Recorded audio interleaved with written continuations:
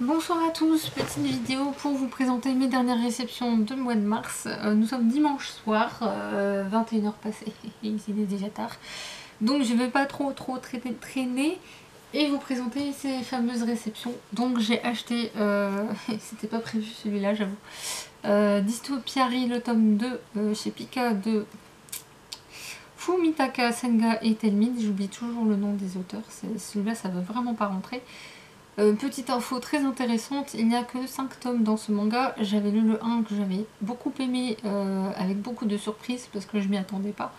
C'est un shonen un peu violent, même beaucoup violent, parce qu'il y a des scènes, faut se les prendre dans la tête. Donc autant que vous sachiez, ne pas mettre ça entre toutes les mains je pense, même si les gamins d'aujourd'hui, il faut pas les prendre pour des idiots, hein, mais voilà. Moi personnellement je mettrais pas ça dans les mains de tout le monde. Ensuite, j'ai pris Marie et la fleur de la sorcière, tiré du film de Hiromasa Yonebayashi, chez Nobinobi, dont la maison d'édition, il faudrait peut-être que je me mette à jour depuis le temps que j'ai prévu d'en acheter, mais on va me dire que c'est pas grave. Voilà. Ensuite, j'ai une personne de ma famille qui possède ces livres-là, et j'hésite beaucoup à les lire. Parce qu'en fait c'est une saga qui est en plus de 10 tomes, je sais plus exactement combien il y en a, et j'en entends énormément de bien, surtout l'Éden des rêves, que je salue, qui arrêtent pas d'en parler, qui arrêtent pas de dire ah c'était trop génial, machin, enfin bref. Du coup je suis très tentée, et ma cousine, c'est une cousine éloignée qui me les a prêtés, les 1 et 2 de l'épouvanteur de Joseph Delaney. J'en ai entendu beaucoup de bien, et elle a adoré, toutes les personnes à qui elle l'a prêté l'ont adoré. Du coup j'ai dit bon bah, si tu me prends par les sentiments, écoute on va essayer de le lire, on verra bien ce que ça donne. Ensuite je me suis abonnée à la nouvelle collection de chez Mouton Électrique, et ils ont fait une bonne blague, c'est qu'ils me les ont envoyés en double, enfin 3 des livres je les ai reçus en double. Du coup il n'y a pas qu'à moi qui l'ont fait.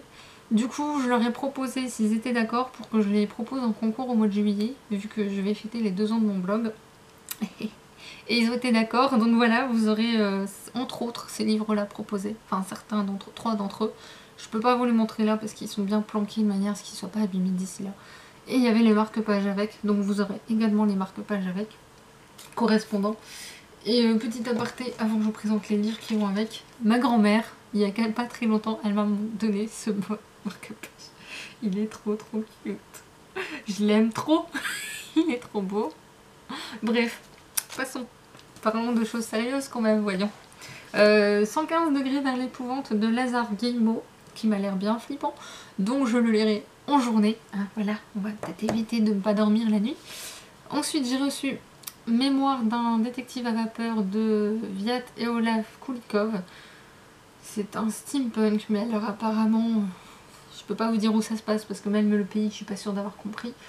Il y a un rapport avec la Russie forcément, et bref, ça me semble pas mal du tout. Et la couverture, je la trouve très simple, très jolie.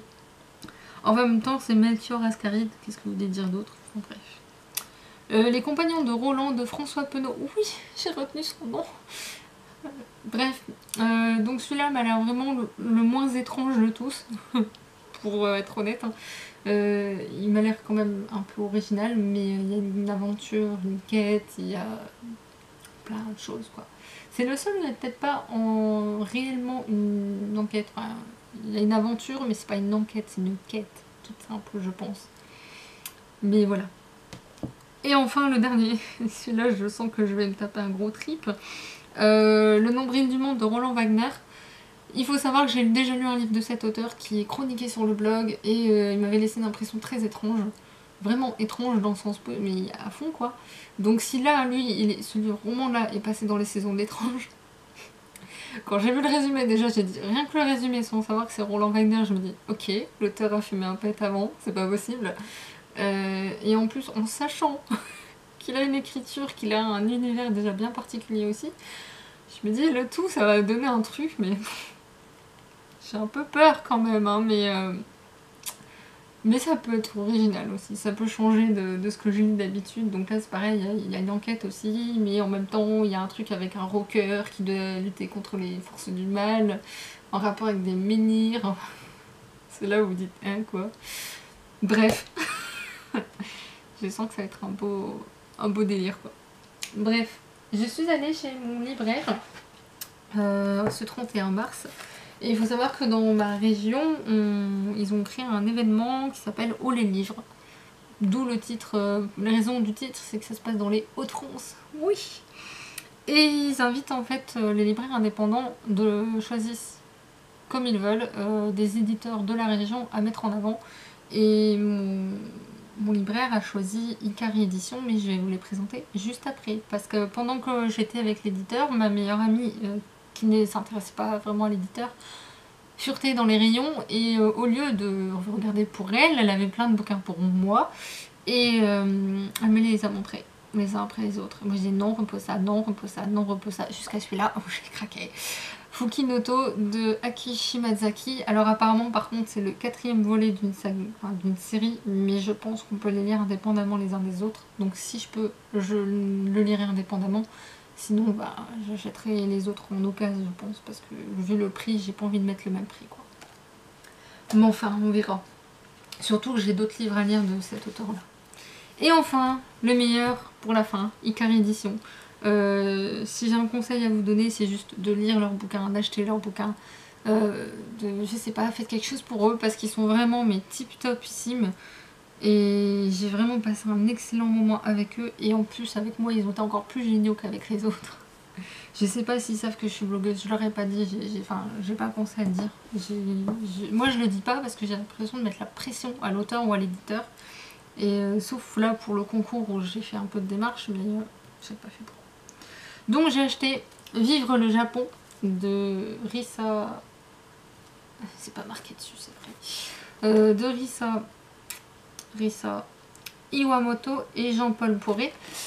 C'est dans la collection Vivre le Monde, donc en fait il n'y a pas que sur l'Asie, je vous le dis tout de suite, il y en a d'autres sur d'autres continents. Il y a l'Australie je crois, il y a la Chine. Enfin, j'ai pas les pays en tête, mais il faut aller sur le site, il est superbement fait. Il est vraiment top aussi. Et c'est un journaliste de La Voix du Nord, en fait, qui a créé la maison d'édition. Et voilà, ça se ressent, de toute façon. Et il a créé cette maison d'édition-là, justement, parce que il trouvait ça dommage que tous les guides touristiques soient vraiment axés sur le guide touristique. Alors qu'il y a des gens, peut-être comme moi, par exemple, si je devais voyager et j'ai pas envie d'un guide touristique, j'ai envie de voir quelque chose qui est plus proche de la vie réelle du pays étranger où je vais. Et c'est sa volonté à lui, donc je suis d'autant plus contente.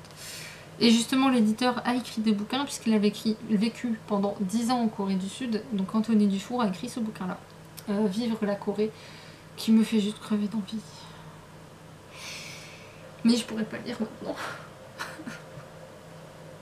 Bref, et j'ai acheté le livre que j'avais prévu d'acheter en fait à la base, mais du coup j'ai attendu de les rencontrer. Portrait de Tokyo de Joanne Fleury. Donc c'est une nouvelle version parce qu'en fait ils ont actualisé le livre en fonction des changements de société. Donc il y a vraiment des personnes de toutes les strates de la société, de tous les univers. Il y a une femme samouraï, il y a une comptable, il y a une écrivaine, et je crois qu'il y a une dessinatrice de BD aussi. Il y a aussi des personnes qui vivent, des étrangers vivant au Japon. Par exemple pour celui-là, pour Tokyo en tout cas. Parce qu'il existe le même sur Kyoto, mais l'éditeur m'a prévenu qu'il allait être réactualisé et réédité l'année prochaine. Du coup je vais attendre. Ça me fait faire un peu d'économie en attendant. Et enfin, Portrait de Séoul, je l'ai gardé pour la fin pour une simple et bonne raison, c'est que l'auteur et éditeur Anthony Dufour et sa femme Min Joo-song ont eu la délicatesse de me dédicacer alors que normalement ils n'en faisaient pas. Donc oui, je suis hyper contente, d'autant plus que Minjo a eu la gentillesse de mettre mon prénom en coréen. Voilà, voilà ce que donne mon prénom en coréen. J'aurais pas cru. J'aurais pas cru voir mon prénom un jour en coréen parce que mon prénom est une horreur pour les pays asiatiques. Mais bon, c'est pas grave. Et je remarque juste que autant là c'est monsieur, autant là c'est madame. Et voilà, madame a une très très belle écriture. Elle est sud-coréenne à la base.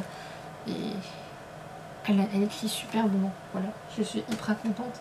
Et en plus, comme ils sont vraiment sympas, de chez sympa, ça, beaucoup ils ont eu droit ce petit tote bag super méga génialissime à l'effigie de leur meilleure vente qui s'appelle J'aime le natto.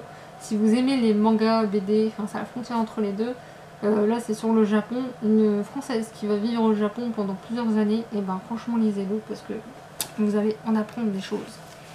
Et là au dos c'est écrit en japonais. Bref, j'aime trop ce tote bag, j'ai trop peur de l'abîmer et pourtant il me semble d'une qualité supérieure à tous les tote bags que j'ai. Donc je suis hyper contente aussi. Et il faut savoir que si vous voulez l'avoir, en fait il faut payer 10 €. Donc moi je l'ai gratos, je m'en fous. Et je suis super contente. Donc si Carré Édition vous passez par là, mais merci 1000 fois. Franchement je vous adore, je vous surkiffe.